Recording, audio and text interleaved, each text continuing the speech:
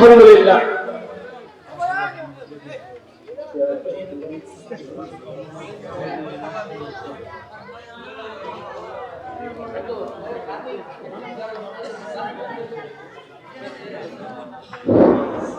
আলহামদুলিল্লাহ,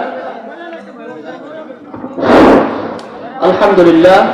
আজকে বৃহত্তর পাহাড়িয়াখালী ধন্য হয়েছেন যে মহান ব্যক্তিকে নিয়ে। বাংলাদেশের হাজারো আলেমের উস্তাদ, বাংলাদেশের অদ্বিতীয় ইসলামিক ব্যক্তিত্ব বর্তমান আল্লামা লুৎফর রহমান সাহেব। আমি হুজুর একটু পরে আলোচনা করবে, আমাদের আলোচনার ইতিটার জন্য সবিনয় অনুরোধ করছি আমাদের প্রিয় ভাই মৌলানা গোলাম আজম ভাইকে। বলছি আলহামদুলিল্লাহ। খুশি না বেজার? খুশি না বেজার? আলহামদুলিল্লাহ বলো। যখন 1000 পাওয়ারের লাইট যখন জ্বালানো হয়, 100 পাওয়ারের কোনো দাম থাকে? দাম থাকে?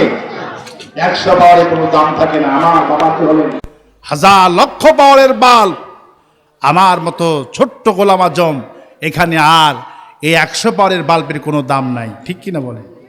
আল্লাহ পাক যেন হায়াতে তাইয়্যিবা সিহাতে কুল্লিয়া যতদিন থাকেন, যে দাওয়াত দিয়েছেন এই জাতিকে, কিয়ামতের দিন আল্লামা সাইদি, আল্লামা লুৎফর রহমান সাহেব, কামাল উদ্দিন জাফরি, যারা এই কোরআনের দাওয়াত দিয়েছেন, কিয়ামতের মাঠে আল্লাহ পাক বলবেন ইয়াউমা নাদু কুল্লা উনাসিম বিইমামিহিম। দুনিয়াতে যাদেরকে ভালোবেসেছিলা সে আলেমদের পেছনে আজকে লাইন ধরে জান্নাতে চলে যাও। কারা কারা আল্লামা সাইদি, মাওলানা লুৎফর রহমান পেছনে কাতার বন্দী হয়ে আখিরাতে দাঁড়াতে চান? দুহাত তুলে আল্লাহরে দেখা। আল্লাহ কবুল করুন বলি আমি। আমার নাম গোলাম আজম, বাংলাদেশের বদহজম। আমার জন্য সবাই দোয়া করবেন। আসসালামু আলাইকুম ওয়া রাহমাতুল্লাহি ওয়া বারাকাতুহু। সদরুল মুহতারাম, গেরা কদর ওয়াজিবুল ইহতিরাম, হযরত নায়েবে রাসূল উলামায়ে কেরাম, ফুজালা ও মুরব্বিয়ান নিজাম, আগামী দিনের আশা ভরসার কেন্দ্রবিন্দু, মূর্ত প্রতীক, জিন্দা দিল, সিংহদিল, অদম্য এলাকার যুবক তরুণ ভাইয়েরা, পর্দার আড়ালের মা ও বোনেরা, আসসালামু আলাইকুম ওয়া রাহমাতুল্লাহ। শুরুতে আমি মহান রব্বুল আলামিনের বারগাহে রহমতে হাজারো লাখো অনন্ত অযুত কোটি শুকরগুজারি করছি, যার অনন্ত অফুরন্ত অবারিত অনাদি অশেষ দয়া রহমত মেহেরবানিকে পুঁজি করে সম্বল করে উসিলা এবং উপলক্ষ করে আজকে আমরা আমাদের ঐতিহ্যবাহী পাহাড়িয়াখালী সমাজ কল্যাণ পরিষদের সাহসী উদ্যোগ, প্রাকৃতিক সুষমামণ্ডিত কক্সবাজার, পাহাড় বন বনানী পাখালি অধ্যুষিত কক্সবাজার, বঙ্গোপসাগর বিধৌত কক্সবাজার, ইতিহাস সাক্ষী যুগে যুগে এই এলাকা তথা দক্ষিণ চট্টগ্রাম একদিকে জরখিজ, ফসলের দিকে উর্বর, আর দিকে মর্দমখিজ, এত যোগ্যতম ভালো ভালো আলেম ওলামা মুহাদ্দিস মুহাক্কিক বারিক বিল আলেমে দিন দেশের অন্য কোথাও এইভাবে বংশ পরম্পরায় কাল পরম্পরায় অন্তত আমি দেখতে পাইনি। তো আমি 1 ঘন্টা আপনাদেরকে কষ্ট দেব। যতক্ষণ আমি কথা বলবো ভালো লাগলে শুনবেন। বুড়ো মানুষ, বয়স এখন 83 বছর চলে। 2 ভাই জোড়ের কবুতরের মতো টেকনাফ থেকে তেঁতুলিয়া পর্যন্ত আপনাদের কাছে এসেছি, আসতাম।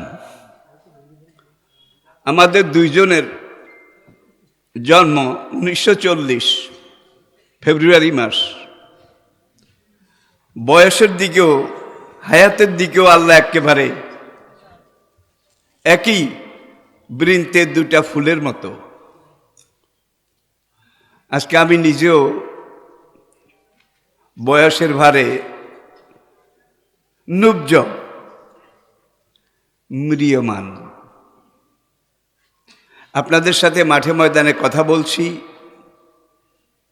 আজকে 57 বছর। এত বছর অনেক মানুষ হায়াতও পায় না। আজ থেকে 50 বছর আগে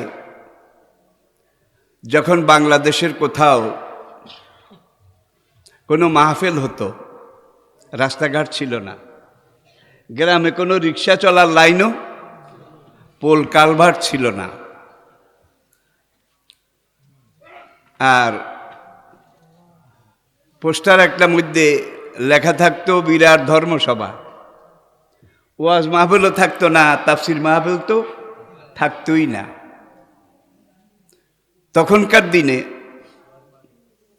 মাহফিলে দেখতাম যে সব বৃদ্ধ মানুষ, চুল পাকা, দাড়ি পাকা, নুব্জ, কুজো, নিজকে নিয়ে চলাই যার দায়। তাদের মাঝে হয়তো ভুল চুকে দুই চারজন তরুণ যুবক তারা আসতো, কিন্তু সব বুড়ো মানুষ। 50 বছর পর আল্লাহ কি পরিবর্তন করেছে দেখুন। তাকান, বুড়ো মানুষ নাই, দাড়ি পাকা মানুষ কম, একেবারে কম। পুরা মাহফিলটা টকবগে যুবক, তরুণ, জিন্দা দিল, সিংহ দিল। মক্কাতে যদি আম্মার ইবনে ইয়াসিরের মতো যুবক, খালিদের মতো যুবক, ইবনে আব্বাস, ইবনে মাসুদের মতো যুবক,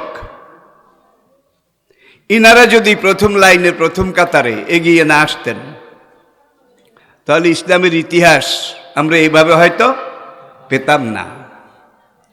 এই যুবক তরুণ সাহাবাই কেরাম, বেলালের শরীরে কোনো চামড়া ছিল না, আম্মার ইবনে ইয়াসিরের শরীরে কোনো চামড়া ছিল না। আগুনে পুড়ে, পাথর কঙ্করের উপর দিয়ে টেনে, মেরে পিটে নির্যাতন করে তাদের শরীরে অনেক জায়গায় গোশতও ছিল না, ভিতরে হাড্ডি দেখা যেত। শুধু অপরাধ একটা ছিল, অমা নাকামু মিনহুম ইল্লা আন ইউমিনু বিল্লাহিল আজিজিল হামিদ। তারা জীবন দিয়েছেন, রক্ত দিয়েছেন। যুগে যুগে মহাকালের এই ইতিহাস সাক্ষী, ইসলামের জন্যে, দ্বীনের জন্যে, কোরআনের জন্যে, আল্লাহ এবং রাসূলের জন্যে সকল যুগেই এই ধরনের একটা কোরবানি, এই ধরনের একটা ত্যাগ, এই ধরনের একটা মুজাহিদ বাহিনী, একামতে দ্বীনের বাহিনী তারা ছিল, আছে, থাকবে। লা ইয়াজালু তায়ফাতুম মিন উম্মতি, কিয়ামত পর্যন্ত আমার উম্মতের মধ্যে একটা গ্রুপ থাকবে যার জীবনকে বাজি রেখে, জানমাল সম্পদ সবকিছু কোরবানি দিয়ে, জীবনের সুখ শান্তি সবকিছু আরামায়েশ এগুলোকে বিসর্জন দিয়ে দিন কায়েমের পথে এগিয়ে যাবে। যারা বিরোধিতা করবে তাদের বিরোধিতা কোনো কিছু যাবেও না, আসবেও না। দ্বীনের এই কাফেলা এটা চলছে, চলবে। জানি না আপনারা আমার সাথে একমত হবেন কি না। ফেরাউনকে দেখুন, নমরুদকে দেখুন, সাদ্দাতকে দেখুন, আবু জাহেলকে দেখুন। তাদের দুর্দণ্ড প্রতাপ ছিল, ক্ষমতা ছিল। আর যারা সেই সকল যুগে আল্লাহর জমিনে সেই সময়ের নবী রাসূলদের আনিত কিতাব, সহিফা, এগুলো প্রচার করেছিলেন, সুহুফি ইব্রাহিমা ও মূসা, মাসালুহুম ফিত তাওরাতে ও মাসালুহুম ফিল ইনজিল। তাওরাত, জবুর বলুন, মুসা, ঈসা, দাউদ, সুলাইমান, নূহ আলাইহিস সালামের সহিফা বলুন, গুটি কতক, হাতে গোনা কয়েকজন, তারা ছিলেন নবীদের সঙ্গে জীবন দেওয়ার জন্য। আর পুরা দেশ, পুরা সমাজ ছিল নবীদের বিরুদ্ধে। সংঘাত হয়েছে সকল যুগে। আল্লাহর এই জমিনে টিকেছে কারা? ফেরাউনেরা, নমরুদেরা, সাদ্দাদেরা, আবু জাহেলরা। কুল, হে নবী, দুনিয়ার মানুষদেরকে বলে দিন, লা ইয়াস্তাবিয়াল খাবিসা অত-তয়্যিব। যারা মুমিন, যারা পূত পবিত্র, দিন কায়েমের, যারা নিবেদিত প্রাণ, তারা এবং যারা বিরোধী শক্তি বিরোধিতা করে, দিন কায়েমের পক্ষে অল্প কয়েকজন, বিরোধিতাকারী সবচেয়ে বেশি। কোন যুগেই কিন্তু এই যারা হকপন্থী ছিল, আল্লাহপন্থী ছিল, আল্লাহ তাদেরকে বিজয় দান করেছেন। আর যারা আল্লাহ, আল্লাহ রসুল, পরকাল, আখেরাত, এগুলোকে গুরুত্বহীন বলেছে, একদল স্বীকারই করে নাই, সব যুগে স্বীকারই করে নাই। নো পরকাল, নো হাসর নাসর। কিন্তু সব নবী এসে একটাই দাওয়াত দিয়েছেন, ইয়া কাওমি ইবুদুল্লাহ মা লাকুম মিন ইলাহিন গায়রু ইন্নী আখাফু আলাইকুম আযাবা ইয়াউমিন আযীম। একটা আয়াতে আল্লাহ আদম থেকে আখিরি নবী পর্যন্ত সকল আম্বিয়া কেরামের মিশন, তারা কি নিয়ে এসেছিলেন, কি বলেছিলেন, একটা আয়াতে আল্লাহ সব খুলে দিয়েছেন, তুলে ধরেছেন। প্রিয় দিনী ভাইরা, এই বাংলাদেশ সুজলা সুফলা, শস্য শ্যামলা এই বাংলাদেশ, নদী সাগর বিধৌত, পাহাড় ঝর্ণা, এগুলোতে বিমোহিত এই সোনার বাংলা। আসলে সোনার বাংলা, এত উর্বর মাটি, এত শক্তিশালী জমিন দুনিয়ার অন্য কোনো দেশে আমি দেখি নাই। দুনিয়ার কত দেশ দেখলাম, কত দেশে গেলাম, যেখানে আপনি গাছ লাগাবেন, ফসল রোপণ করবেন, মাটিই তো নাই, সব পাহাড়, কঙ্কর, কণা, বালি, বালিয়াড়ি। একটা গাছ লাগাতে হলে বিদেশ থেকে বিমানে করে মাটি আনা লাগে, বিদেশ থেকে, আরেক দেশ থেকে। এই মাটিগুলোকে একটা জায়গায় একটা গর্ত করে সেখানে দিয়ে পানি ঢেলে একটা বীজ, একটা দানা, একটা চারা গাছ রোপণ করতে হয়। এটার পিছনে যে কত পরিশ্রম, কত সেবা শুশ্রূষা। তারপরে এগুলো অনেকগুলো মরে যায়, 2-4টা বাঁচে, বাঁচলে ওই আমি বুড়ার মতো জোর করে হাঁটে কোনো রকম ফল। আর সেখান থেকে যা প্রাপ্তি কিছুই পাওয়া যায় না। কিন্তু বাংলাদেশ এমন দেশ, যেই দেশে গ্রাম বাংলার মা বোনেরা পাকা পেঁপে খেয়ে বিচিগুলা এইভাবে ফেলে দেয়, রোপণ করা লাগে না, মাটি খোঁজা লাগে না, সার দেওয়া, একটা সুপারি এইভাবে একখানে ফেলে রাখেন, রোপণ করা লাগবে? যে কোনো একটা বীজই ফেলে রাখেন, কিচ্ছু করা লাগবে না, ন্যাচারাল, প্রাকৃতিক। এই দেশে সম্পদের কোনো অভাব নেই। সাগরে সম্পদ, পাহাড়ে সম্পদ, নদীতে পুকুরে সম্পদ, বঙ্গোপসাগরে। প্রত্যেক দিন সকাল 9টায় চট্টগ্রাম মাছঘাটে জানতো, মাছঘাট, এই রাতে রাতে সেখানে যেই মাছগুলো আসে, কত হাজার হাজার টন, মন না, টন প্রতিদিন। এখনো 1 মাস পুরো হয়নি যে 3 সপ্তাহ আগে আমি জেদ্দা শহরে লোহিত সাগরের পাড়ে, যেটা সৌদি আরবের সবচেয়ে বড় মৎস্য অবতরণ কেন্দ্র, মাছঘাট, মাছ ধরে, মাছ কাটে, মাছ কিনা বেচা করে যারা, তাদের মধ্যে 12 আনা বাংলাদেশি। কত রঙের মাছ, কত সাইজের মাছ, সাদা মাছ, লাল মাছ, চিট্টা মাছ, কত ডিজাইন কাটিং, কত প্যাটার্ন ওদের শরীরে।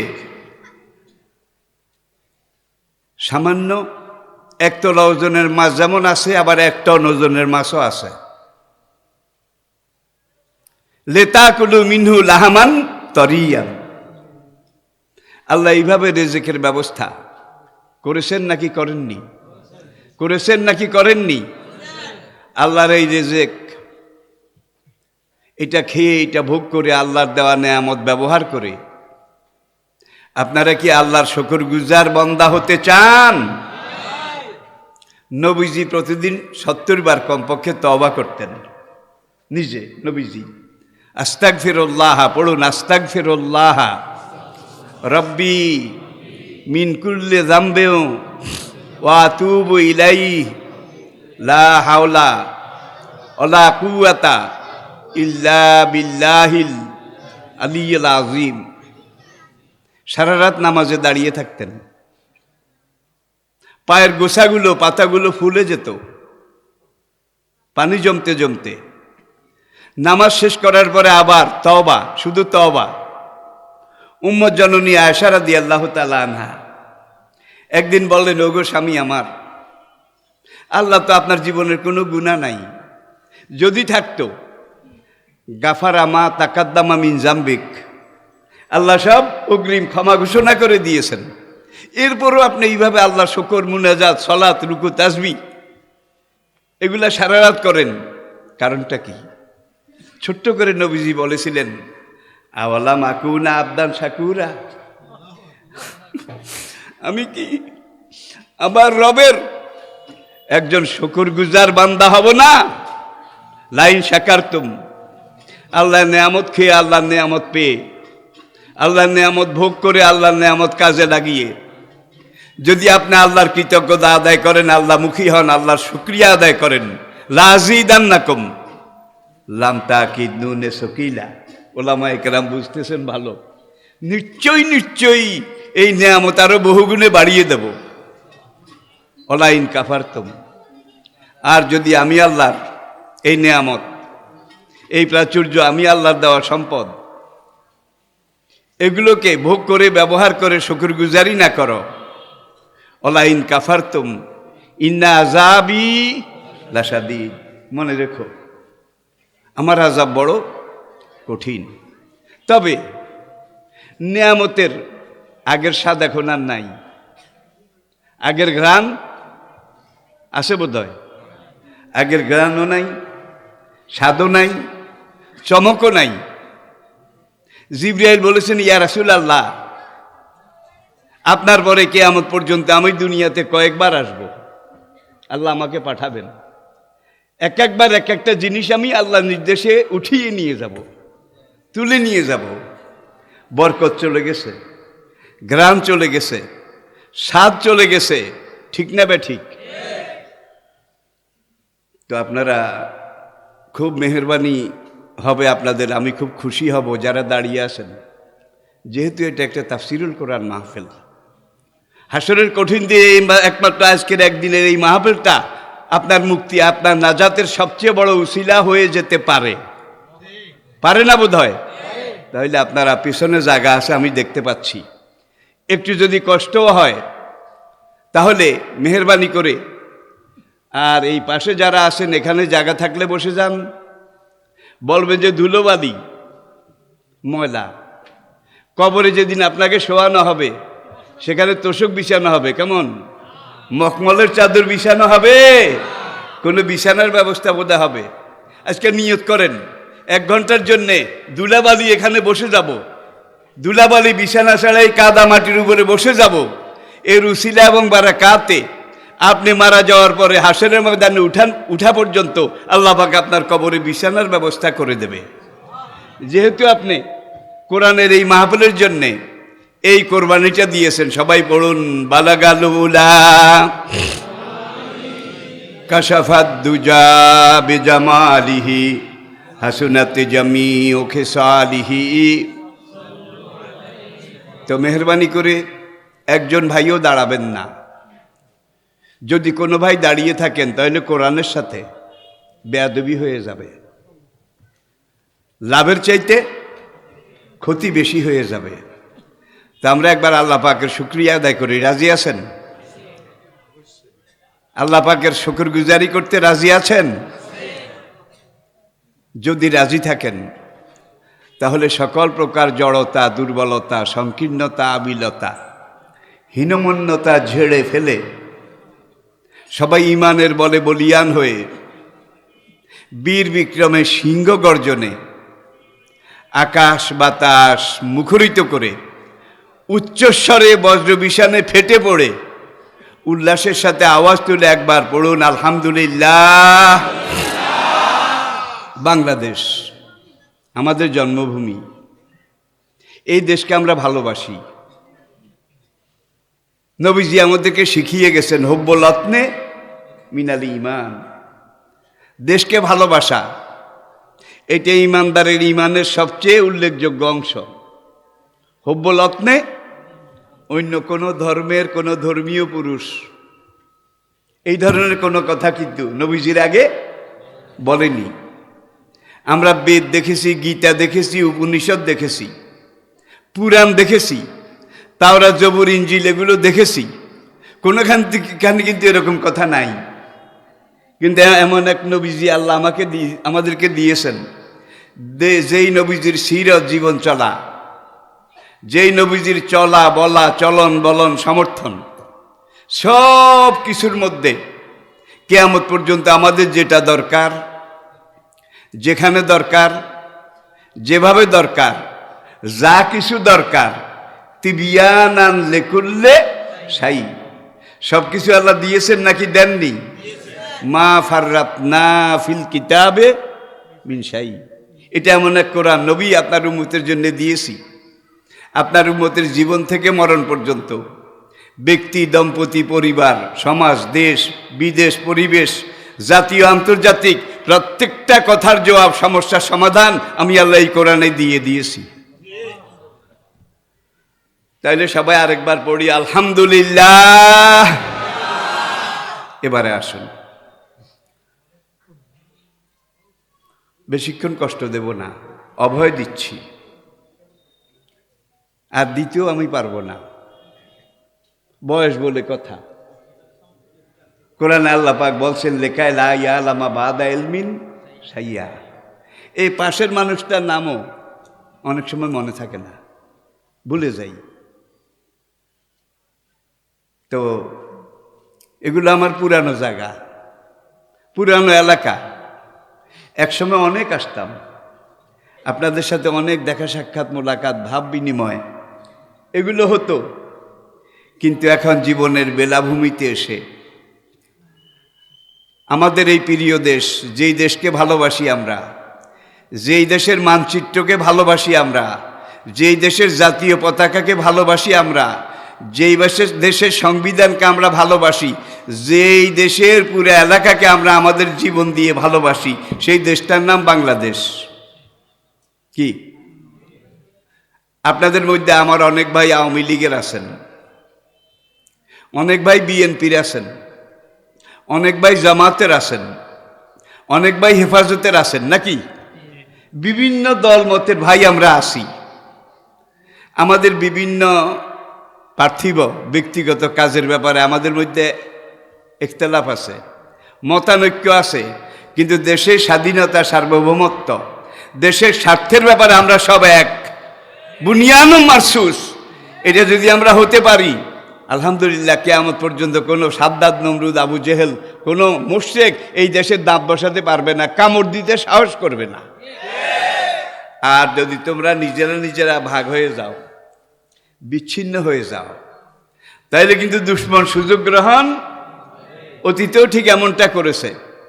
মুসলিম শরীফের একটা হাদিস আপনাদেরকে আমি স্মরণ করিয়ে দিচ্ছি। আন জাবের রাদিয়াল্লাহু তাআলা আনহু ক্বালা রাসূলুল্লাহ সাল্লাল্লাহু আলাইহি ওয়াসাল্লাম ইন্না শায়তানা কাদ ইয়াসা আন ইয়াবুদাহুল মুসাল্লুন ফি জাজিরাতিল আরব।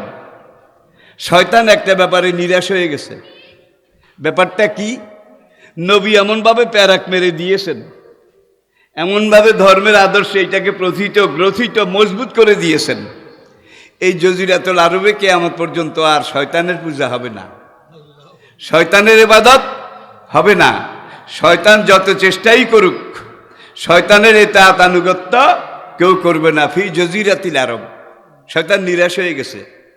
ওয়ালাকিন ফিত তাহরিশে বাইনাকুম, কিন্তু যখন তোমরা এক দল আরেক দলের পিছনে লেগে যাবে, একজন আরেকজনের পিছনে চলে যাবে, ওয়াজ করতে এসে এক হুজুর আরেক হুজুরের বিরুদ্ধে ওয়াজ করে না বোধ হয়, এক দল আরেক দলের বিরুদ্ধে বোধ হয় ওয়াজ করে না।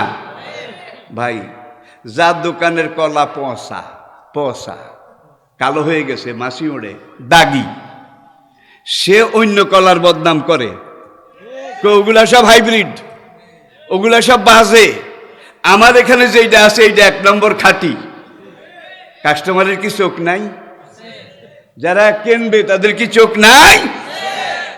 তাদেরও তো পছন্দের একটা ব্যাপার স্যাপার আছে, ঠিক কিনা বলেন? সুতরাং কেউ যদি বলে আমারটা ভালো, আমার কলা ভালো, আর সব কলা পচা, দুর্গন্ধ, স্বাদবিহীন, বিস্বাদ, তখন আপনাকে মনে করতে হবে দাল মে কুছ কালা হয়, নিশ্চয়ই তার কলার মধ্যে কোনো দোষ আছে, এই জন্য অন্য কলার সমালোচনা করে। এখন হুজুর হোক, পলিটিক্যাল লিডার হোক, আমরা সমালোচনা করব গঠনমূলক, গঠনমূলক, শিক্ষামূলক, ঠিক কিনা বলেন? কিন্তু কেউ কাউকে আক্রমণ করে, দেখেন নবীকে পাগল বলেছে, রাজুলুম মজনুন, আবার বলছে রাজুলুম বিহি জুন্নাতুন, বায়তা দিয়া হরফে জর, জুন্নাতুনের আগে এনেছে। এখানে তর্জমা হইল মোহাম্মদের তার ছিঁড়ে গেছে। তার ছিঁড়া বুঝেন তো, মাথার তার ছিঁড়ে গেছে। সে কাহেন, গণক, সে জাদুকর, সে এই যে অলিদ ইবনে মুগিরা এতভাবে নবীকে এত অপমান, এত দুর্নাম, এত বদনাম করলো, নবী কোনোদিন দাঁড়িয়ে জিজ্ঞাসা করেন নাই যে তুমি আমার এগুলা কইলা কা? কি নবী জানে চুলার মুখ দিয়ে ছাই বাইর হবে, দোয়াতের মুখ দিয়ে কালি বাইর হবে, এটাই স্বাভাবিক, তার কাজ সে করুক। কোনো উত্তর নবী দেননি। আল্লাহ অ্যাকশনে গেছেন, অ্যাকশনে, যে আমার নবীকে একবার পাগল, কাহেন, রাহেব, জাদুকর, এখন শেষ বলল রাজুলুম বিহি জুন্নাতুন।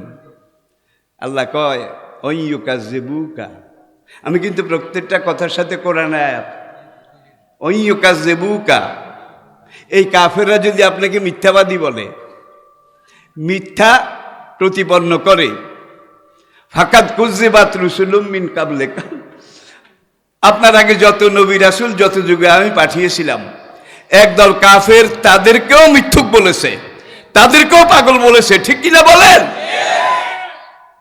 কয়েকদিন আগে একজন, তিনি আমাদের দায়িত্বশীল পুরা মন্ত্রী না, হাফ মন্ত্রী, হাফ কি হাফ মিনিস্টার, কথা তো মানুষ বলে, মন্ত্রী মানে জাতির অভিভাবক, ঠিক কিনা বলেন? আমি আমার জুমার খুতবার মধ্যে কিন্তু জবাব দিয়েছিলাম সঙ্গে সঙ্গে। আপনারা যারা দেখেছেন তারা তো দেখেছেন, একজন মন্ত্রী মন্ত্রীর মতো কথা বলা লাগবে। মূর্তি নিয়ে যখন ঠেলাঠেলি সারা দেশে দাঙ্গা হাঙ্গামা শুরু হয়ে গেছে, উপরের লেভেলের অনেকে বলছে কেষ্টা বেটাই চোর, ভূতের চেহারা যেমন নির্বোধতি ঘোর, যা কিছু হারায় গিন্নি বলেন কেষ্টা বেটাই চোর, যেটাই হয় অমুককে অমুকে অমুকে, এরকম একটা জিকির শুরু হয়ে গেছিল, ঠিক কিনা? তদন্ত করে টরে যখন একটু লাইনে আসছে, এখন সব চুপ। কিরে, কেষ্টার তো কোনো দোষ নাই, যারা এগুলা করেছে ভিতরে ভিতরে দেখা যায় সব ম্যান সেরুমিয়া, সেরুমিয়ার নিজের মানুষ, সেরুমিয়ার নিজের মানুষ অনেকটা খামোশ হয়ে গেছে। দুষ্ট দুষ্টুই, সে যেই দলের হোক, যে সংগঠনের হোক, জঙ্গি জঙ্গি সে যেখানের হোক, চরমপন্থী সে চরমপন্থী, সে যেই দলের হোক, ইসলামে কোনো জঙ্গিবাদ, চরমপন্থা, উগ্রপন্থা এগুলোর জায়গা নেই, ঠিক কিনা বলেন? তো আপনারা বোধহয় বুঝে গেছেন, বেচারার বাইরেও মাল নাই, ভিতরেরও মাল পচে গেছে, সারা দেশে একটা উত্তেজনা চলছে। সে গিয়ে বলে রাষ্ট্রধর্ম ইসলাম বাদ দিতে হবে, আগুনের মধ্যে ঘি ঢালছে, আগুনের মধ্যে ঘি জ্বলেছে, উত্তেজনাটা যেন আবার ভালো করে বেড়ে যায়।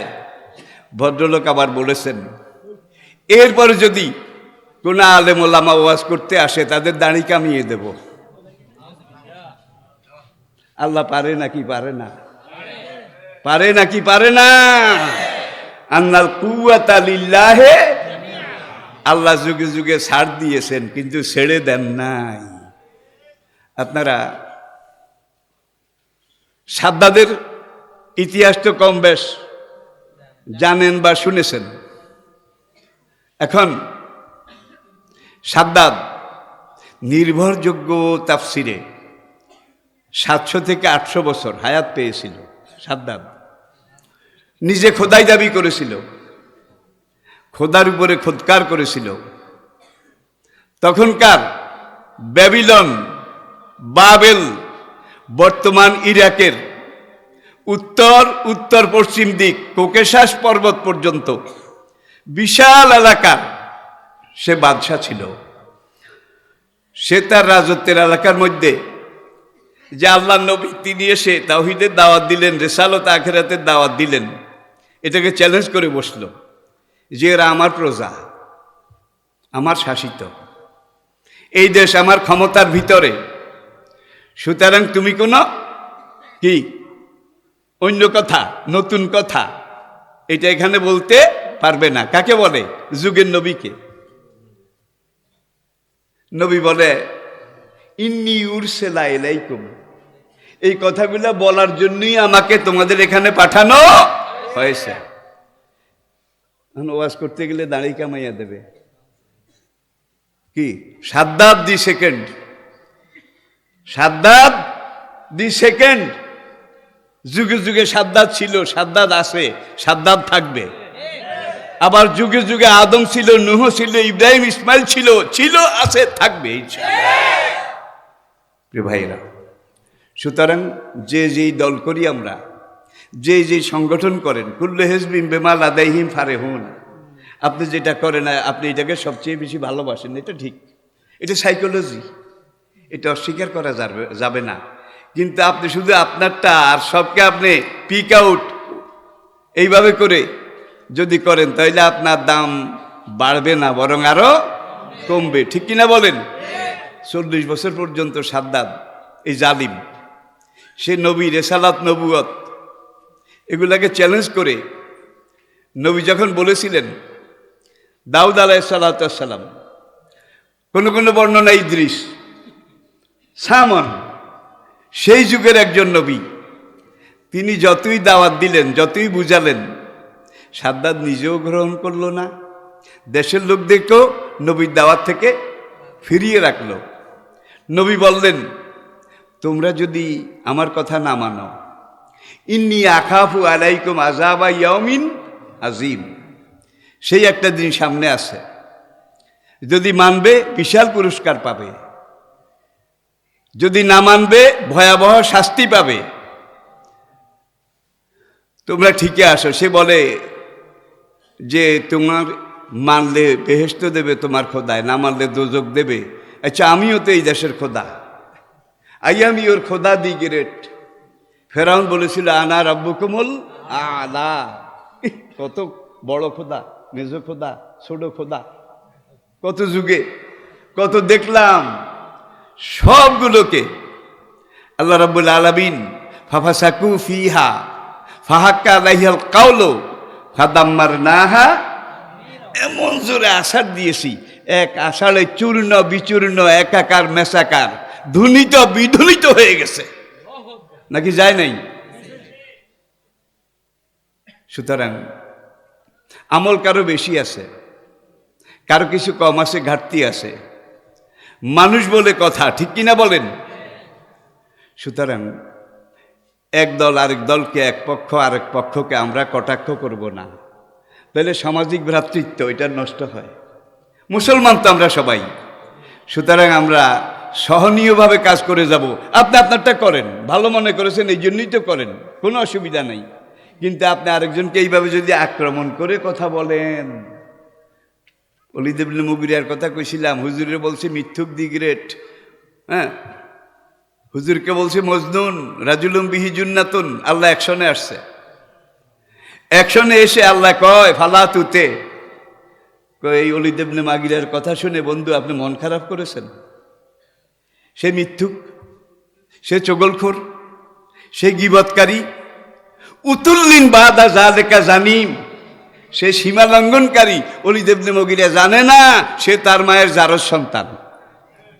ভাই কোরআনের অন্য কোনো জায়গায় আমি দেখি নাই আল্লাহ জারজ সন্তান। আপনাদের দেশে কি বলা হয় এটাকে? জারুয়া, জারুয়া ফোয়া, জারুয়া ফোয়া।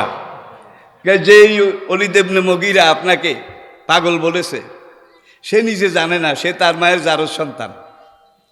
এখন আবু জেহেল, উতবা, ওলীদ, মুগীরা, সাহেবা, উমাইয়া এরা কিন্তু নবীজিকে মানে না, কোরআনও মানে না, কিন্তু এইটা স্বীকার করে কথাটা ঠিক। কথাটা মুহাম্মদের সব কথা ঠিক, কোরআনের সব কথা ঠিক, কিন্তু মানে না। আমি যে ওয়াজ করতেছি অনেকে মনে করে সব ঠিক সব ঠিক, বাড়িতে গেলে কয়জনে মানে? তবে আপনার হিসাব আপনি দেবেন।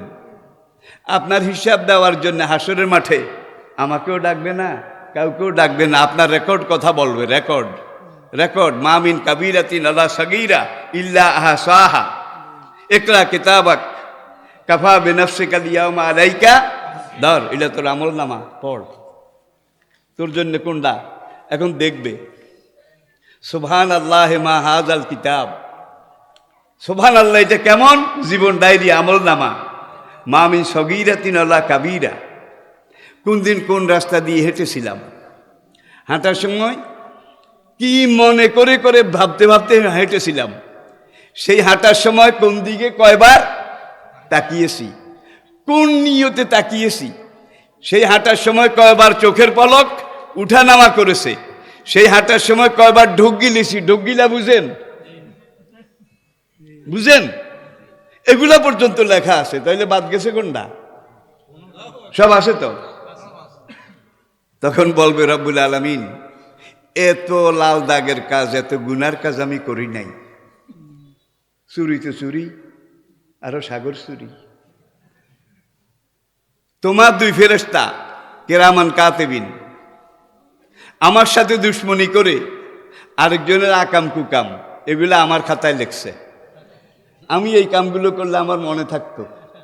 রব্বুল আলামিন মেহেরবানি করে আমার 60 বছরের পরীক্ষার খাতাটা আবার একটু রি-এক্সামিন করো, আবার পুনর্মূল্যায়ন করো। তখন রব জবাব দিবেন, কুল্লু ইমরিন বিমা কাসাবা রাহিনা, তুমি যা করেছ এই আমলনামার সাথে বাঁধা আছে।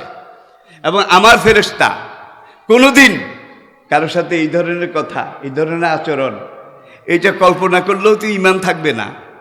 যাও ফর এ টাইম বিং। ইমাম রাজি রহমতুল্লাহ আলাইহি দেখেছেন, ফি আইয়ি সূরাতিন মা শাআ।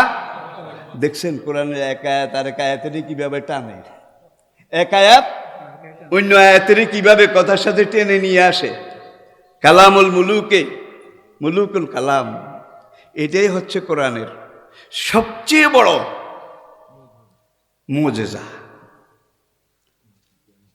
এখন আমলনামাটা আল্লাহ হাতে দেবে, কয় ধর, এখানে তো 60 বছরের আকাম কুকাম লেখা আছে, আর এখানে তোর 60 বছরের ভালো কাজ, নেক কাজ, নামাজ রোজা, ইবাদত বন্দেগী লেখা আছে, আর এখানে তোর ইন্টারন্যাশনাল পাসপোর্টের মতো একটা ফটো আমি লাগাই দিয়েছি। ভাই পাসপোর্টে 2 নম্বর হয়, কল্লা কাটা পাসপোর্ট। জেদ্দাতে অনেকগুলা দোকান আছে, আমি 2 সপ্তাহ আগেও সেখানে গেছি।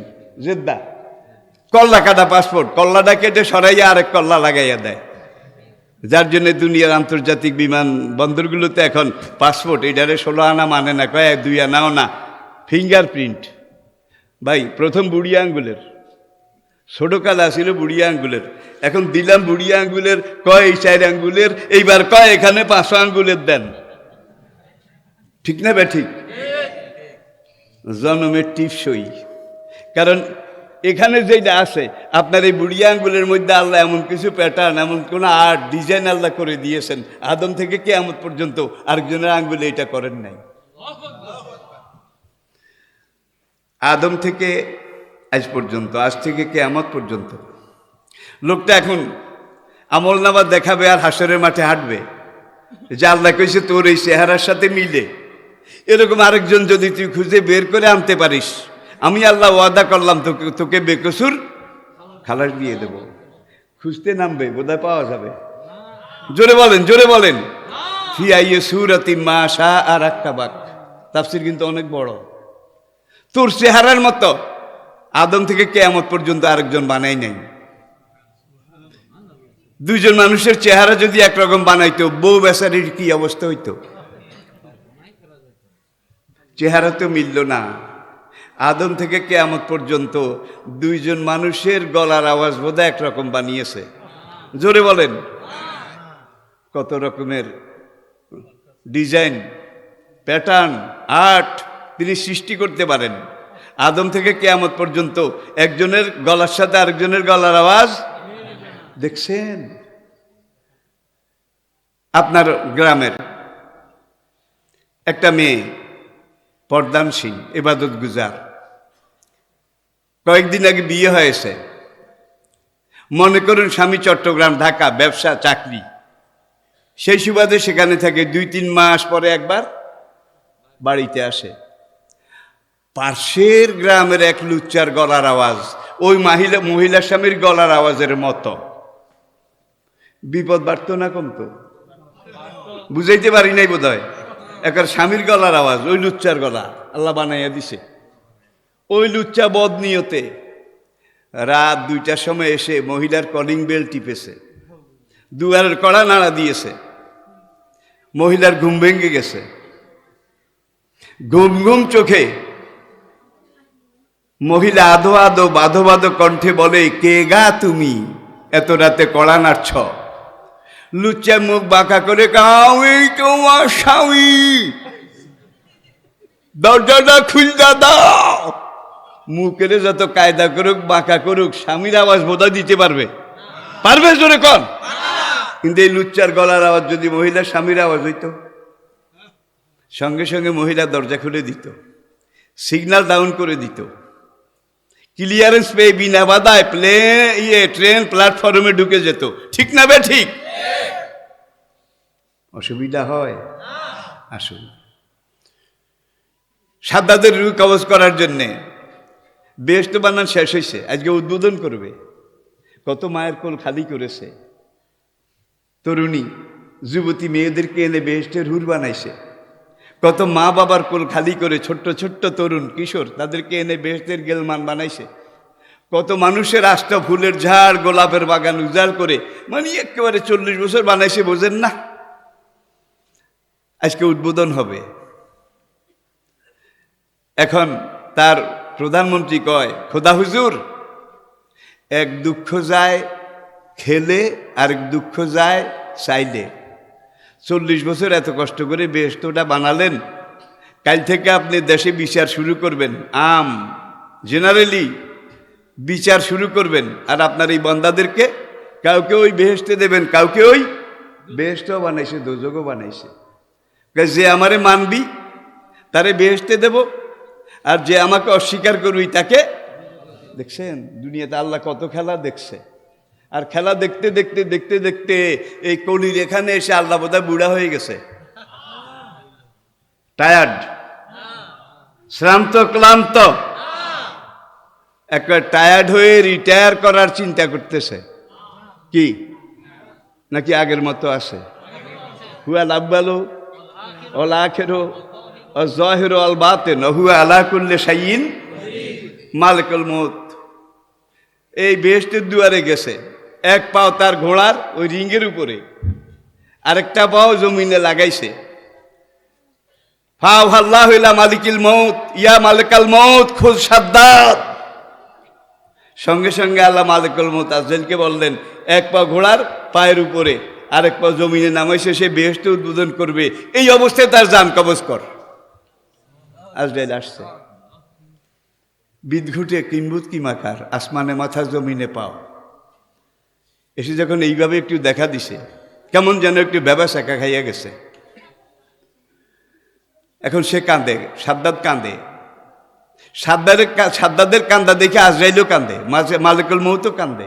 কত মহব্বতের দুনিয়া তার, কত কষ্টের অর্জন এই বেহেশত দোজখ। এই রাজত্ব, এই শাহানশাহী। এখন আল্লাহ কাইয়া মালিকাল মউত মাইয়া পিকা, আজরাইল কোন জিনিস তোমারে কাঁদায়? তোমারে কাছে সাদ্দাদের জান কবজ করো, তুমি সেখানে যাইয়া তার কান্দা দেখে তুমিও কাঁদো। এমন ম্যাটেরিয়াল মাল মশলা দিয়ে আমারে বানাইছো রব্বুল আলামিন। রহম কাকে বলে, মায়া কাকে বলে, দরদ কাকে বলে, এটা আমার বিধানে নাই, নিদানে নাই, পুঁথিতে নাই, পাজিতে নাই, সাইক্লোপিডিয়াতে নাই, ডিকশনারিতেও নাই। আমি গিয়ে বুকের উপরে বসি, এক টান দিয়ে রুটা ছিঁড়ে তোমার দপ্তরে জমা দিয়ে দেই। কিন্তু বেটার কাকুতি মিনতি, 40 বছর এত শ্রম, এত ঘাম, এত পয়সা ঢেলে যেটা করেছে, এক দুঃখ যায় খেলে, আরেক দুঃখ যায় চাইলে। আল্লাহ তুমি একটু পারমিশন দাও, সে ভিতরে গিয়ে একটা ঘুরা দিয়ে কেমন বেহেশত বানাইছে এইটা একটু দেখে মনটা জুড়াক। আল্লাহ কয় আমার চেয়ে তোমার দরদ বেশি। ইয়া মালিকাল মউত, আজরাইল তুমি এর আগে কোনদিন মানুষের রূহ কাগজ করতে গিয়ে কেঁদেছ? আজ লোকে কানবো কেন? আমার তো বানাইছি হার্ড ম্যাটেরিয়াল, হ্যাঁ, কঠিন ইস্পাত, রহম আমার মধ্যে নাই। তবে আজ থেকে 700-800 বছর আগে আমার একটা ঘটনা মনে পড়ে। একদিন কেঁদেছিলাম। আল্লাহকে কোন দিন কেঁদেছিলে? অমুক সাগরে যখন একটা জাহাজ চলতেছিল, সেখানে একটা অমোঘ প্রতাপ্ত উন্মত্ত ভীষণ তরঙ্গাভিঘাতে জাহাজটা ডুবে গিয়েছিল।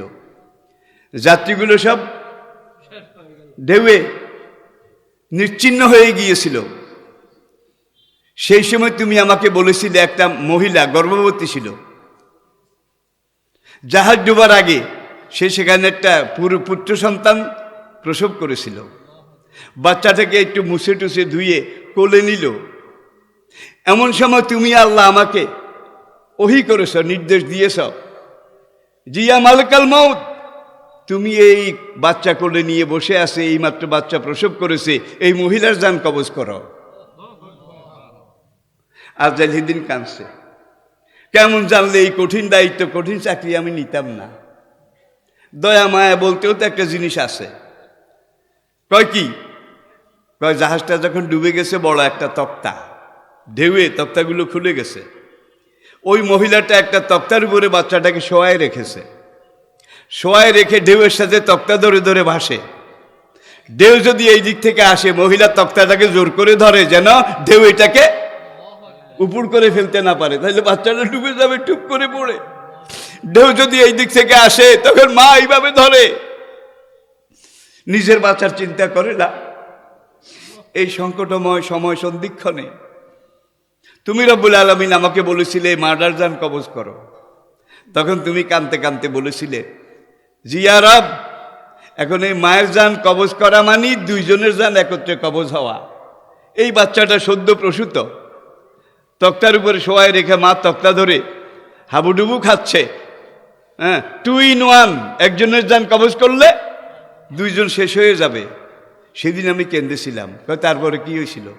কয় তুমি আমারে ধমক দিয়া কইছ, তোমার এত বাচ্চার কি হবে কি হবে এত দরকার নাই, ওয়ার্ডার ইজ ওয়ার্ডার, জান কবজ করে আমার কাছে জমা দাও। আমি ওই মহিলার জান কবজ করে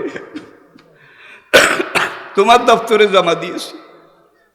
আল্লাহ এবার কয় ইয়া মালিকাল মউত, তুমি কি ভুলে গেছ ওই যে তক্তার উপরে যেই বাচ্চাটা ছিল, আজ থেকে তুমি বলছো 7-8 বছর আগে, মাকে তুমি জান কবজ করে নিয়ে আসো, মা বিদায় নিয়েছে, বাচ্চাটা তক্তার উপরে ছিল। সাগরের এত ঢেউ, এত তরঙ্গ, এত দিওয়ানি, উন্মত্ত ভীষণ তরঙ্গাভিঘাত, আমি সেখানে ইন্নাল্লাহ আলা কুল্লি শাইইন কাদিরের সকিনত নাজিল করে দিয়েছিলাম। সাগরে যত তুফান হচ্ছিল, তক্তাটা একই অবস্থায় ছিল, কাতো হয় নাই, এদিকও হয় নাই, বাচ্চাটাও তক্তার উপরে ছিল। ওই তক্তার উপরে বাচ্চাটাকে আমি আল্লাহ উদ্ধার করেছি, রক্ষা করেছি, ছোটটাকে বড় করেছি, বড় করার পরে দেশের নেতৃত্ব বাদশাহী দিয়েছি। সেই তক্তার উপরে বাচ্চা এই সাদ্দাম, বুঝতে পারেন নাই বোধ হয়। সেই তক্তার উপরে যে বাচ্চাটা, এই বাচ্চাটাই কিন্তু এই সাদ্দাম। আল্লাহ পারে নাকি পারে না? পারে নাকি পারে না? প্রিয় ভাইরা, এবারে আসুন আল্লাহ সম্পর্কে দুই একটা কথা বলি। এতক্ষণ যে কথাগুলো বলছিলাম ইসলামের ইতিহাস ঐতিহ্য, একজন মুমিন হিসেবে, একজন মুসলিম হিসেবে যেটা আপনার আমাদের জন্য না হলেই নয়, সেটা হচ্ছে কুনতুম খায়রা উম্মাতিন উখরিজাত লিন্নাস তা'মুরুনা বিল মা'রুফ ওয়া তানহাউনা আনিল মুনকার। নবীদের বোধহয় মার খাওয়া লাগে নাই, পাথর খাওয়া লাগে নাই, গাল মন্দ শোনা লাগে নাই, সব রকমের নির্যাতন হয়েছিল। আদম আলাইহিস সালামের কোনো বিরোধিতা হয় নাই। আরেকজন নবী সুলাইমান আলাইহিস সালাম, তারও কোনো বিরোধিতা হয়নি।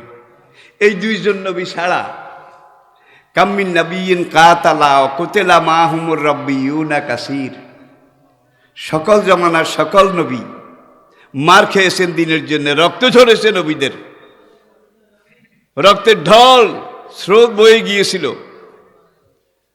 উম্মুল জননী আয়েশা রাদিয়াল্লাহু তাআলা আনহা একদিন বলে, ইয়া রাসূলুল্লাহ, সব নবী মার খেয়েছে ইসলামের জন্যে, সকল নবীর উপরে এইভাবে নির্যাতন এসেছে, আনতা ইয়া রাসূলুল্লাহ, গো স্বামী আপনার উপরে কি আসছে? এখন নবী বলেন, আরেক বর্ণনায় খাদিজা জিজ্ঞাসা করেছিলেন, নবী বলেন যে সব নবী মার খেয়েছে এটা ঠিক, কিন্তু আমি মক্কায় যখন নবুয়তের দাওয়াত দিয়েছিলাম, দাওয়াত দেওয়ার সুবাদে আমার সঙ্গী সাথী সাহাবা, তাদের রক্তে মক্কার পাথরেলি জমিন ভেসে গিয়েছিল। আমার রক্ত, আমার খুন, এটা মক্কার জমিন প্রবাহিত হয়ে গিয়েছিল। আয়েশা, তুমি মনে রাখো, আদম থেকে ঈসা পর্যন্ত সকল নবীর মায়ের নির্যাতন একত্র করলে তায়েফের দিনে আমাকে যেই মার মেরেছে, তায়েফের মাঠে আমাকে যেই মার মেরেছে, সকল নবীর মায়ের, সকল যুগের মায়ের একত্র করলে আমার তায়েফের একদিনের মায়ের সমান হবে না। মক্কায় জায়গা পাইলেন না, আশ্রয়ও পেলেন না। এইবার খাদিজার সাথে আত্মীয়তার সুবাদে খাদিজার কিছু পূর্বপুরুষ তারা তায়েফের সেখানে বসতি স্থাপন করে বসবাস করতেছিল। নবীজি সেখানে গেলেন, সঙ্গে একজন খাদেম, সফর সঙ্গী জায়েদ রাদিয়াল্লাহু তাআলা আনহু। তায়েফে যাওয়ার পরে লোকেরা আসে, মানান্তা মিন আইনা আনতা, who are you, from where you are, what is your identification, এই নাম ধাম পরিচয় জিজ্ঞেস করে। তখন নবীজি বললেন, আনা মুহাম্মদ ইবনে আব্দুল্লাহ, আনা রাসূলুল্লাহ, হ্যাঁ, আনা মিন কুরাইশ, আনা মিন আসহাবে মক্কা, মক্কাতে আমার বাস, আমার নাম মোহাম্মদ, আমার বাবার নামে অমুক।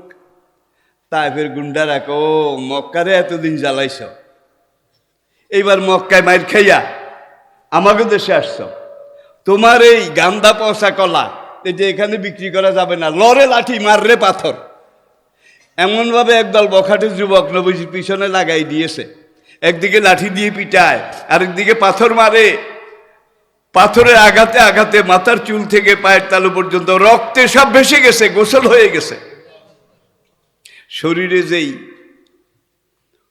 জামা কাপড়গুলো ছিল এগুলো রক্তে জবুথবু হয়ে রক্ত পিচ্ছিল হয়ে গেছে। এখন জায়েদ নবীকে এইভাবে পাঁজা কোলা করে দৌড় দেয়, নবী পড়ে গেছেন। ওই বখাটেরা এসে নবীকে আবার ধরে উঠাই দিয়ে কয়, আনো। নবী এখন জায়েদের কাঁধে হাত দিয়ে হাঁটে, আবার মারে, জায়েদও আহত, ক্ষত বিক্ষত। আর একটু সামনে গিয়ে এক জায়গায় নবী বেহুশ হয়ে পড়ে গিয়েছিলেন। আপনারা ইতিহাস জানেন, ওলামায়ে কেরাম তো জানেনই। কয়েকদিন আগে সেই তায়েফে, সেখানেও আমি গিয়েছিলাম। সেখানে নবী বেহুশ হয়ে পড়ে গেছেন, জায়েদ কান্দে। এত মানুষের সাথে, সবাই অস্ত্রধারী, জায়েদ নিরস্ত্র, জায়েদ কান্দে হাউমাউ করে। বাগানের ভিতরে একটা ইহুদি যুবক, তার নাম ছিল আব্বাস রাদিয়াল্লাহু তাআলা আনহু। দৌড় দিয়ে বাইর হয়ে আসলেন, কিরে অপরাধী হইলে হইছে, কিন্তু একজন মানুষকে এইভাবে রাস্তায় পিটাইয়া মারা, একজন মানুষকে এইভাবে রাস্তায় পিটাইয়া মারা, পিটাইতে পিটাইতে মারা, এটা তো জাহিলি যুগেও জায়েজ ছিল না, কিন্তু এই যুগে জায়েজ। কি জাহেলি যুগেও একটা মানুষকে কোনো অভিযোগ ছাড়া এইভাবে পিটায় মারা এটা হারাম ছিল। এখন আব্দাস বাইরে হয় আর কয় লোকটা কে, ভালো না মন্দ কি কোনো কিছু না, দেখেই পিটানো শুরু করেছ, এটা তো আমাদের জাহেলিয়তের ধর্মেও নাই। আর এই যুগে একদল বিশ্ববিদ্যালয়ের সবচেয়ে উঁচু স্তরের ছাত্ররা আরেকজন ছাত্রকে মেনসেরুমিয়া বদনাম শিবিরের ক্যাডার কইয়া পিটাইতে পিটাইতে পিটাইতে পিটাইতে মরে যাওয়ার পরেও পিটাইছে, ঠিক কিনা বলেন? তাহলে এখনকার যে জাহেলিয়ত চলছে, এটা মক্কার ১,৫০০ বছরের সেই জাহেলিয়তের চাইতেও আরো জাহেলিয়ত দি গ্রেট, আরো মারাত্মক জাহেলিয়ত। আপনার কি আমার উপরে রাগ করেছেন? আব্দাস আর জায়েদ এই দুইজনে মিলে নবীকে, নবী বেহুশ সেন্সলেস, সেখান থেকে নিয়ে ওই বাগানের ভিতরে ঢুকাইয়া গেটটা বন্ধ করে দিছে। বখাটে এই গুন্ডা যুবকগুলো যেন বাগানে ঢুকতে না পারে। বাগানের পূর্ব পাশে অনেক বিশাল বাগান এখনো আছে, আমি সেই বাগানে ঘুরেছি, এখনো সেখানে তিন, জয়তুন, জলপাই, পনির, মালটা, একেবারে সব রকমের ফল আছে। আবার একদিকে প্লান্টেশন আছে, চারা চারা বীজ এগুলো আছে। দরাদরি করে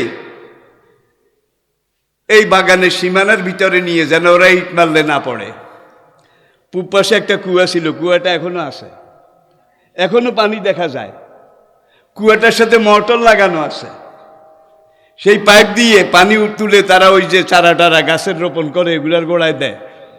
এরা সেখানে নিয়ে ওই কুয়া থেকে পানি তুলে নবীজির বুক ধোয়াইছে, এই রক্তগুলো ধোয়াইছে, যেখানে যত রক্ত এগুলো ধুয়ে টুয়ে একটু পরিষ্কার করেছে।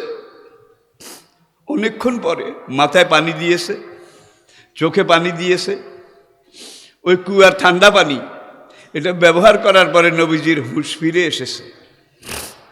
জায়েদ এবার হাউমাউ করে কান্না শুরু করেছে, ইয়া রাসূলুল্লাহ, যেইভাবে এই বখাটে গুন্ডা পান্ডা আপনাকে মারা শুরু করেছে, এমন জানলে আপনাকে নিয়ে আমি তায়েফ আসতাম না। এখন বাইরে তো আবার মারবে, আপনাকে শেষ করে ফেলবে। ইয়া রাসূলুল্লাহ দা আলাইহিম, হুজুর এদেরকে বদদোয়া দেন, অভিশাপ দেন। জিবরাইল এসে গেল, ইয়া রাসূলুল্লাহ দায়নি, ওগো আল্লাহ রসুল আমাকে পারমিশন দেন, এই তায়েফের পাহাড় আর আরবের জজিরাতুল আরবের 2টা পাহাড়কে আমি মুগুল সহ উপড়ায় এনে এই তায়েফের মানুষদের উপরে এইভাবে মেরে তাদেরকে ব্যাংসেপ্টা করে মাটির সাথে মিশিয়ে ফেলি।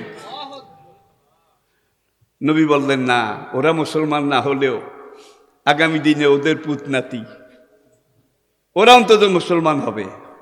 জিবরাইল, এখন যদি তুমি তাদেরকে মেরে ফেলো, আগামী দিনে আমি মুসলমান পাবো কোথায়?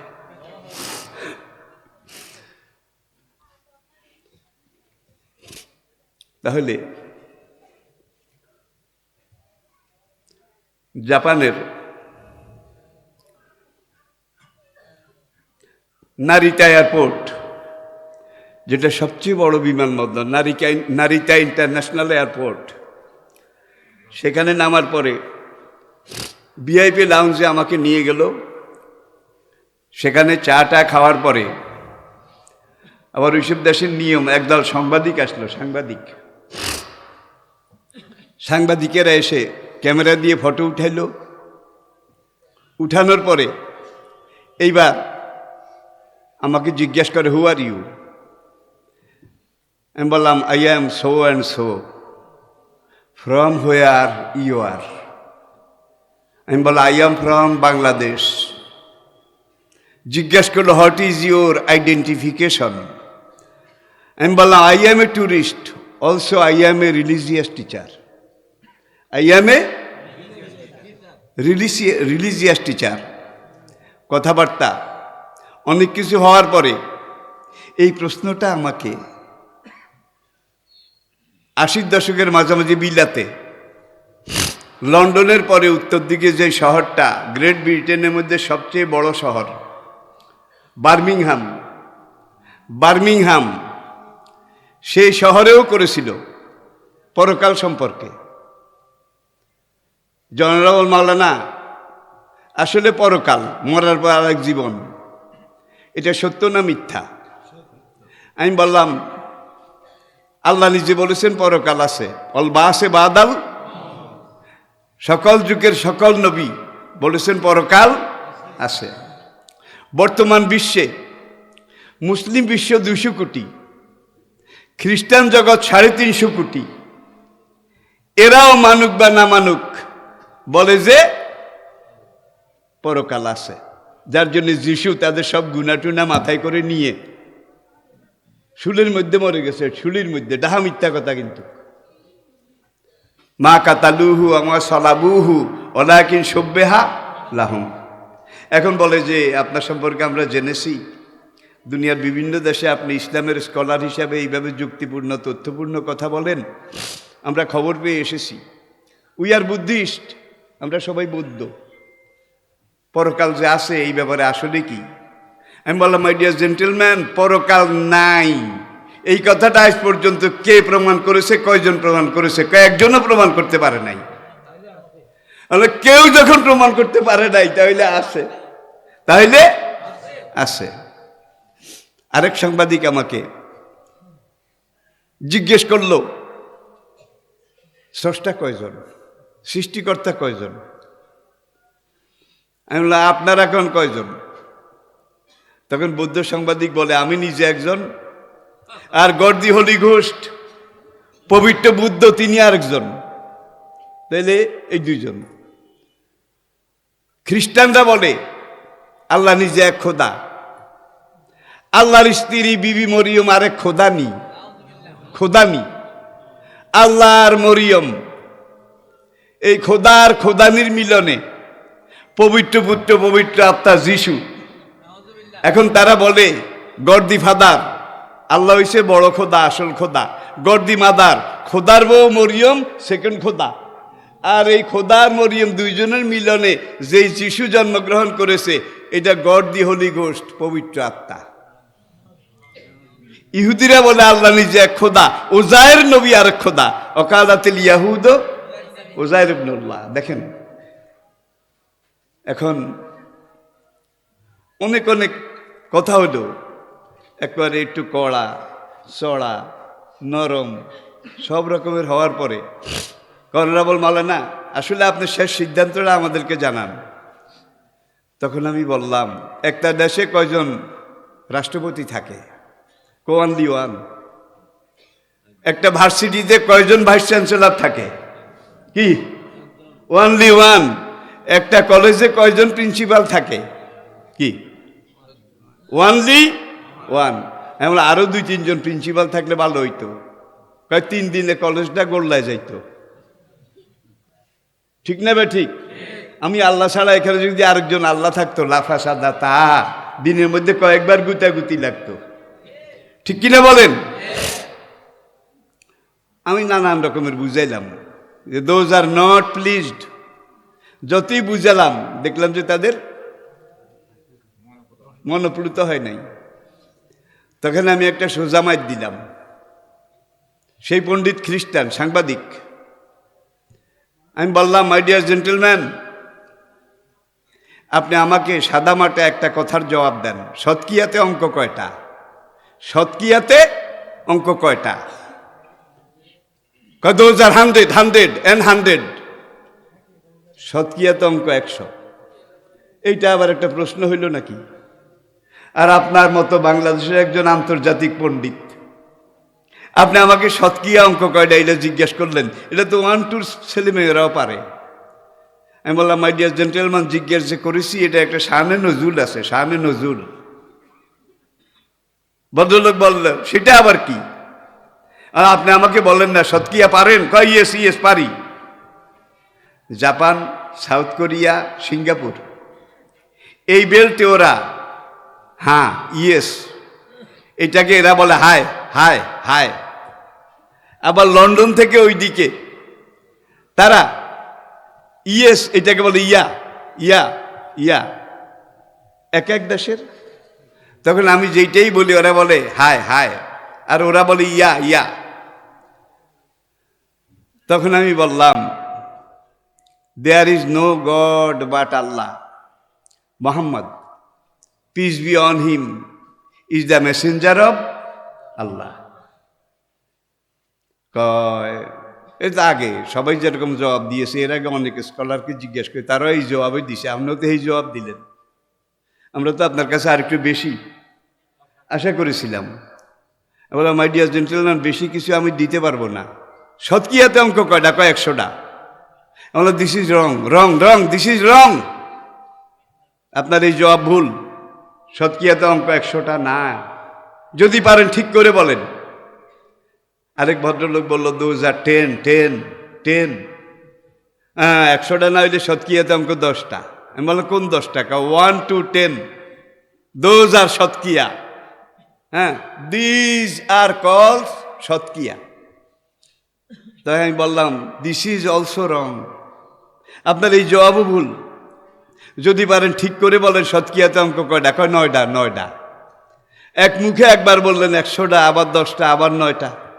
তাহলে আপনিই তো কনফার্ম না, ব্যাপারটা কেমন হলো? আমি বললাম আপনার এইটাও ভুল। এখন একজন রাগইয়া কয় যেটা বলি সেটাই ভুল, যেটা বলি সেটাই ভুল, সেটাই রং সেটাই রং। আপনি বলেন, আমারে কয়। আমি বলার জন্যই তো কথাটা মার্কেটে উঠাইছি। সৎকিয়াতে অঙ্ক 100টাও নয়, 10টাও নয়, 9টাও নয়। সৎকিয়াতে অঙ্ক মাত্র একটা, এক এক, আর কোনো অঙ্ক নাই।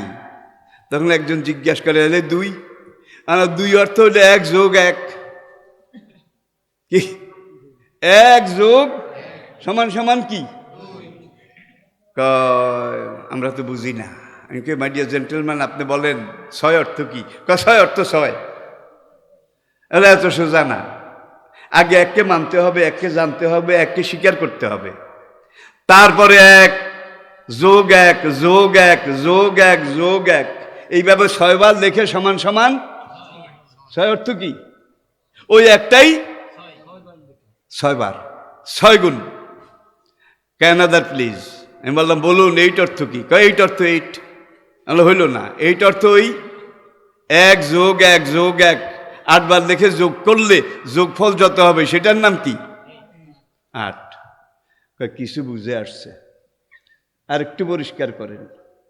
এখন আমি 1 জানি না, আই ডোন্ট নো 1। 1 জানি না, 1 স্বীকার করি না, 1 মানিও না। আপনি আমার একটা 2 বানাইয়া দেন। খাইছে, this is correct.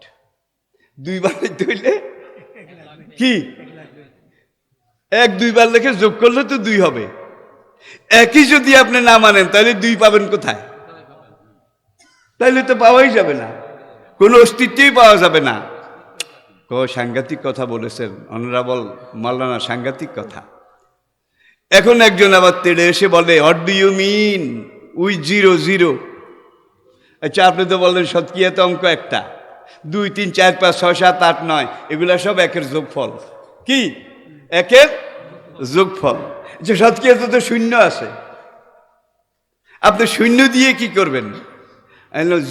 0 is equal to nothing, 0 is 0। 0 অর্থ 0, 0 অর্থ কিছুই না।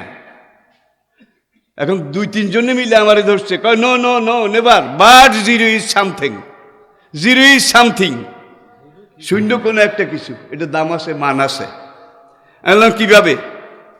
একটা 1-এর সামনে একটা 0 দিলে 10 গুণ বাড়ে, 2টা দিলে 100 গুণ বাড়ে, 3টা দিলে 1000 গুণ বাড়ে। ও আমি বলে এই জন্য আপনারা 0 রে এরম। আমি বলি 0 ইজ নাথিং, আর ওরা বলে 0 ইজ সামথিং।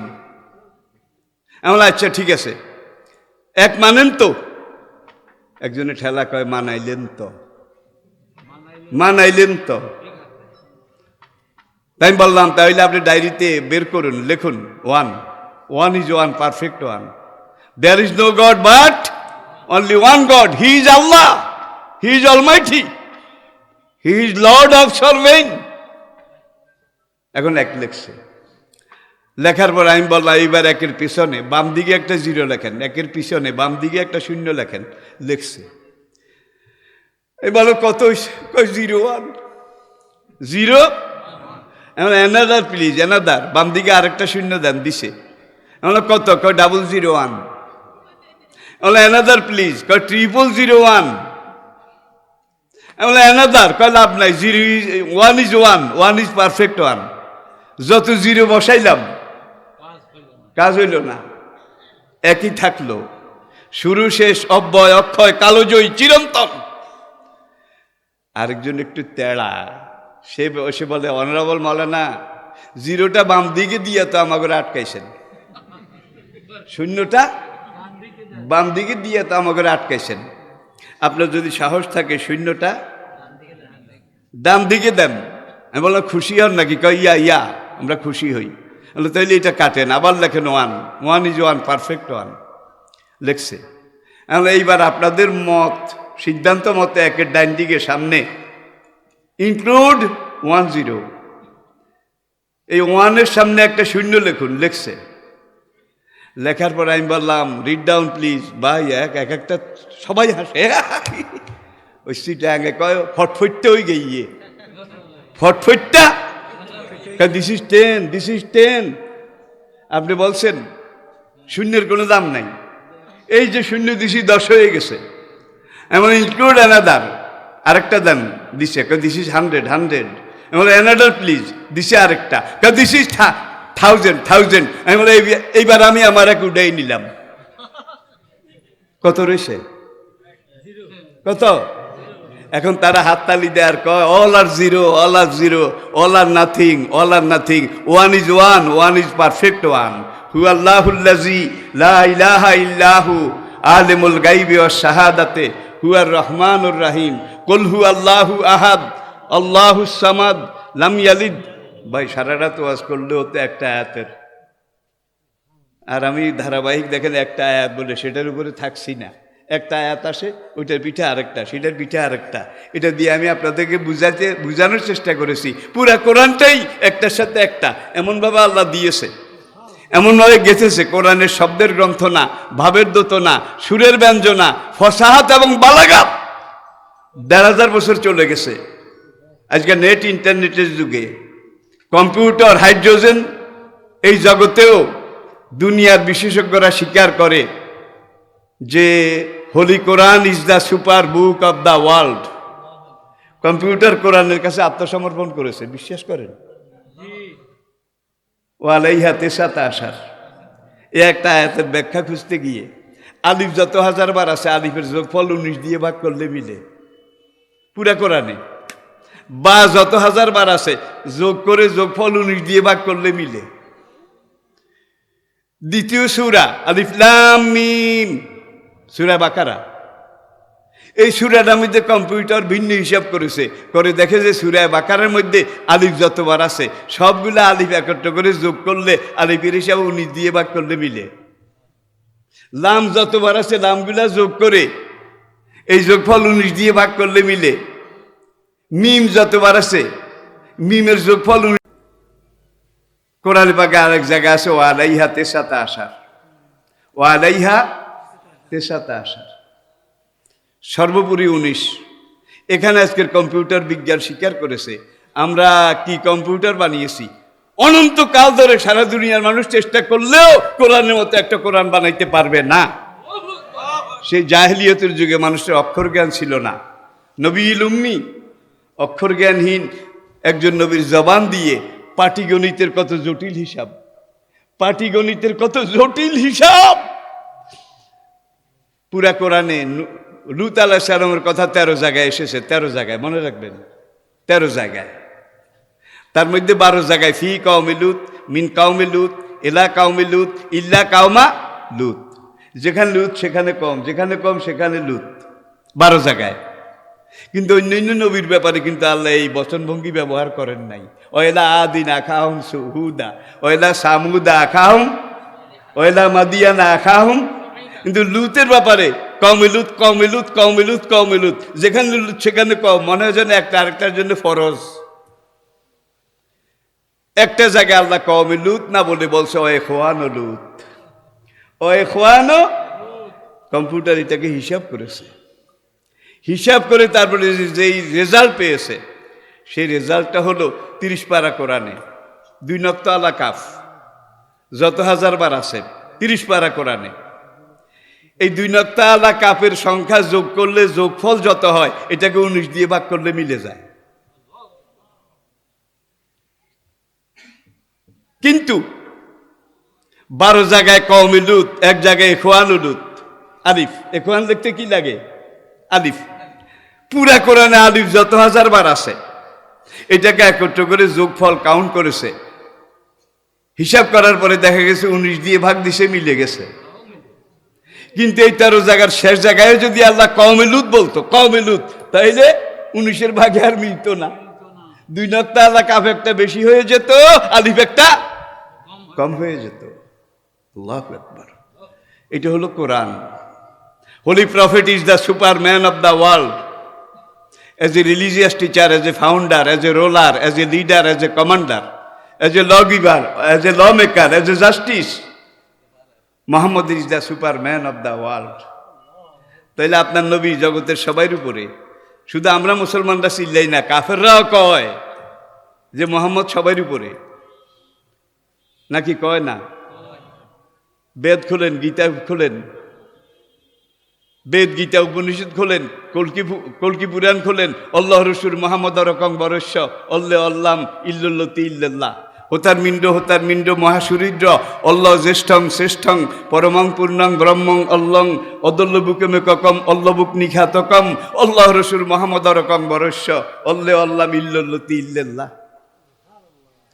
কুন্তাব সুক্তে 120টা শ্লোক আছে, 120টা হিন্দু ধর্মের।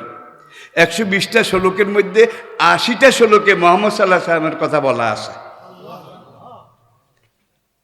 তাওরাতে মুহাম্মদ সাল্লাল্লাহু আলাইহি ওয়াসাল্লামের কথা নাই, জাবুরে নাই, ইনজিলে নাই। ইন্না হাযা লাফি সুহুফিল উলা সুহুফি ইব্রাহিমা। সকল যুগের সকল দেশে সকল ভাষায় আল্লাহর কথাও আছে, নবীর কথাও আছে। এখন আল্লাহ এটারে আবার কোন কোন জায়গায় আল্লাহ লেখে না, কয় আমরা তো বাংলাভাষী, সুতরাং আমরা আল্লাহ লিখবো কেন? কেউ লেখে সৃষ্টিকর্তা, কেউ লেখে এইটা, কেউ বল লেখে এইটা, এরকম আসে না নাই? আসে না নাই? তাহলে আল্লাহ তর্জমা সৃষ্টিকর্তা কেমন? সৃষ্টি করে টোরে রিটায়ার্ড করে চুপ করে বসে আছেন কি? আপনারা বেঁচে আছেন আলোর উৎসব, জীবনের উৎসব, বাতাসের উৎসব। সূরা শামস অন্যান্য আয়াতে অজালনা সিরাজাও, প্রদীপ্ত একটা প্রদীপ, এই সূর্য জীবনের স্পন্দন, এটাই পুরো দুনিয়াকে জীবিত রাখার একমাত্র হার্ট। ইজা শামসু কুব্বেরাত ইজা নুজুমুন কাদারাত। এই সূর্য যেদিন শেষ হয়ে যাবে বাকিগুলা শেষ করা লাগবে না, অটোমেটিক শেষ হয়ে যাবে। ইজা বারেকাল বাসারো খাসেফাল কামারো অজমেয়া শামসু আল কামারো ওয়াকুলুল ইনসানু ইয়াউমাইজিন আইনাল। আল্লাহু আকবার, আল্লাহু আকবার। একদল সৌরবিজ্ঞানী তারা সূর্যের উত্তাপ সেরাজাও ও হাজা এটাকে রিসার্চ করেছে। ভাই কাছে গিয়ে বোধহয় গজ ফিতা দিয়ে মাপছে নাকি, যাওয়াই তো যাবে না। তারপরেও তারা বিভিন্ন মেশিন, বিভিন্ন কম্পিউটার জরিপ করেছে, করে তারা স্বীকার করেছে সূর্যের উত্তাপ টেম্পারেচার 30 কোটি ডিগ্রি সেলসিয়াস। 30 কোটি ডিগ্রি, ভাই 2200 ডিগ্রিতে লোহা গলে। 2200 ডিগ্রি উত্তাপ দেবেন, পাকা লোহা পানি হয়ে যাবে। আর 30 কোটি ডিগ্রিতে কি গলে? সেরা যাও ও হাজা।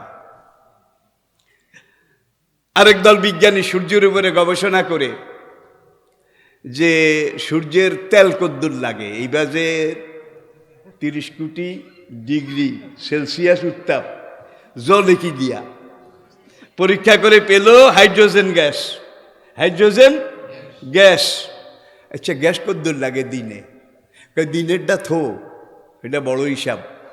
প্রতি সেকেন্ডে 30 কোটি টন, সেকেন্ডে 30 কোটি টন হাইড্রোজেন গ্যাস জ্বালানি হিসাবে খায়। তারপরেই 30 কোটি ডিগ্রি সেলসিয়াস উত্তাপ সেখান থেকে বিকশিত হয়। থার্ড টায়ারের একদল বিজ্ঞানী বলল সেকেন্ডে 30 কোটি টন লাগে, মিনিটে কত? ঘন্টায়, দিনে, মাসে, বছরে, যুগে, শতাব্দীতে, অনন্তকাল ধরে। একদল বিজ্ঞানী বলল তোরা শেষ চেষ্টাটা কর ভাই। কয় এটা কি? কয় সূর্যের চতুর্দিকে কি পরিমাণ গ্যাস রিজার্ভ আছে, সেকেন্ডে 30 কোটি টন। কারণ কোন দিন আবার গ্যাস শেষ হইয়া যায়, গ্যাস শেষ হইলে আবার এটা নিভে যাবে, নিভে গেলে তো আমরা নাই। হ্যান্ডম দেখাও কেন? হ্যান্ডম। আরে আমার ছাত্র জীবন, আমি রায়পুর আলিয়া মাদ্রাসাতে তখন আলেমে পড়ি। তখনকার পশ্চিম পাকিস্তান থেকে আমার কাছে একটা সাপ্তাহিক ম্যাগাজিন আসতো the Muslim Jahan. Young Pakistan, young Pakistan. Aziz Ahmad Bil Yamani সম্পাদক ছিলেন। তো সেখানে চট্টগ্রামের সেই সময়ের গৌরব মরহুম ফজলুল কাদের চৌধুরী সাহেব, আপনারা জানেন পাকিস্তান জাতীয় পরিষদের স্পিকার ছিলেন। ওই আইয়ুব খানের আর কি। আমি ভাই কোনোটারে সমর্থনও করি না, অসমর্থনও করি না। এতক্ষণ কথায় বুঝছেন আমি কোনো দলের কোনো মানুষের পক্ষে নাই, আমি ইসলামের পক্ষে, সবার পক্ষে। আর আপনাদের সবাইকে এই দিকে ডাকছি, এই ডাকাটাই আমার ইমানের দাবি। এখন এই চট্টগ্রাম সিলেটের মানুষের যত উচ্চশিক্ষিত হোক একটা দোষ আছে, কারো উপরে কোনো কথা নিয়ে যখন রাগ উঠে, রাগ উঠলে আর শুদ্ধ বাংলা কইতে পারে না, তখন সিটগাইয়া ভাষা আর সিলেটের ভাষা। বিরোধী দল ওই যে খান আব্দুল কাইয়ুম খান, তার দলের একজন সংসদ সদস্য কি একটা টেরা বেড়া আঁকা বাঁকা কথা কইছিল, স্পিকার রাগ হইয়া গেছে। রাগ হইয়া এখন সংসদে দাঁড়িয়ে কয় ওডা ফলনার ফোয়া হ্যান্ডুল্লা অড্ডা হতাহস বেড়া, হ্যান করবি ঠ্যান করবি, হ্যান্ডুল্লা করবি ঠ্যান্ডুল্লা করবি, হ্যান্ডাম আসেনি হ্যান্ডাম। আরে মানুষ চলে গেছে। আমি ছাত্র জীবনে পড়েছি তো কথাটা এই জন্য বলেছি। জমজমে সেকেন্ডে কত গ্যালন পানি উঠে বলেন? সেকেন্ডে 80,000 গ্যালন, সেকেন্ডে 80,000 গ্যালন, মিনিটে, ঘন্টায়, দিনে, বাড়িতে যে একটু হিসেব মিলাইয়েন, দিনে ভাই আমার মনে হয় বঙ্গোপসাগর হইলেও বহুত আগে শুকাইয়া যাইত। বিশ্বাস করেন, পানি উঠতে থাকে এরকম মোটা মোটা পাইপ, 13টা পাইপ দিয়ে পানি উঠে। উঠতে উঠতে জমজমের লেয়ারটা 27 ফিট নিচের দিকে যায়। 11 মিনিট পরে আবার আগের জায়গায় পানি ভরপুর। আবার কমতে কমতে কমতে কমতে 27 ফুট নিচে যখন যায়, যাওয়ার সঙ্গে সঙ্গে কট করে একটা সিগন্যাল দেয়, আবার 11 মিনিটে একবারে এই পর্যন্ত কমে না। শেষ হওয়া তো দূরের কথা। মা ইন্দাকুম তানফুজু, তোমাদের দুনিয়াতে যেটা আছে এগুলো সব কমবে, শেষ হয়ে যাবে, বিলীন হয়ে যাবে। ওমা ইন্দাল্লাহে বাক, আমি আল্লাহ তোমাদের জন্য যেটা রেখে দিয়েছি এটা কোনোদিন শেষ হবে না, ফুরাবে না। আল্লাহ সেই নিয়ামত কি আপনারা পেতে চান, খেতে চান? কোরআনে ফিরে আসি, দিনে ফিরে আসি, আদর্শ ঐতিহ্যে ফিরে আসি, দাঁড়িয়ে আল্লাহর ভূমিকা পালন করি, তাইলে আমাদের জীবন সার্থক হবে। আল্লাহ পাক বুঝার তৌফিক দান করুন। সবাই আত্মায়তের কায়দায় বসুন। 2 মিনিটে মোনাজাত শেষ, 2 মিনিট বসে পড়ুন। জীবনে দ্বিতীয়বার এই সুযোগ পাবেন কিনা আমি জানি না, বসে পড়ুন। 2 মিনিট মোনাজাত।